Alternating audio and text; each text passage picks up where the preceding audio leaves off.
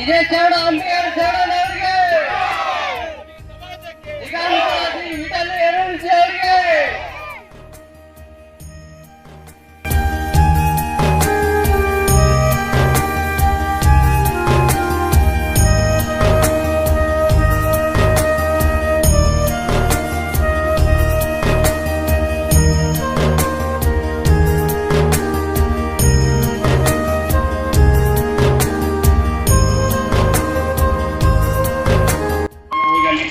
ಅಚ್ಚುಕಟ್ಟಾಗಿ ಮಾಡ್ತಕ್ಕಂಥ ಕೆಲಸ ಮಾಡಬೇಕು ಮತ್ತು ಅಂಬಿಗರ ಚೌಡಯ್ಯನ ತತ್ವ ಆದರ್ಶಗಳನ್ನು ಪ್ರತಿಯೊಬ್ಬರು ಪಾಲಿಸಿ ಚೌಡಯ್ಯನ ವಚನಗಳನ್ನು ಕೊಡ್ತಿಲ್ಲ. ಇಲ್ಲಿ ಹುಡುಗರು ಬಂದವರಿಗೆಲ್ಲ ಅಲ್ಲಿ ಕಾರ್ಡುಗಳನ್ನು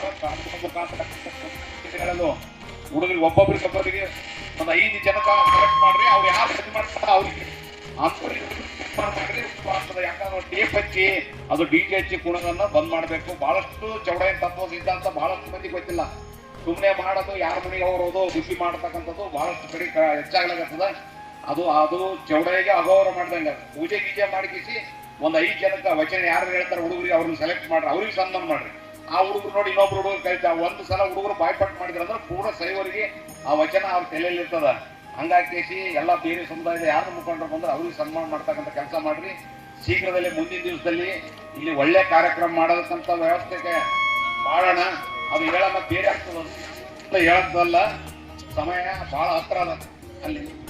ಹಂಗಾಗಿ ನೀವು ಮೂರ್ತಿಯನ್ನು ಪೂಜೆ ಮಾಡಿ ಇಲ್ಲೆಲ್ಲ ಇದ್ದಕ್ಕೆ ಎಲ್ಲರೂ ಬಿಟ್ಟು ಹೋಗ್ಬೇಡ್ರಿ. ಯಾರು ಪೂರ ಮುಗಿದ ಒಂದು 2 ತಾಸು ಆದ್ಮೇಲೆ ಮತ್ತೆ ಅಲ್ಲಿ ಯಾಕಂದ್ರೆ ಪ್ಲಾಸ್ಟಿಕ್ ಚೇರ್ ಇದ್ರಲ್ಲಿಂದ ಎಲ್ಲರೂ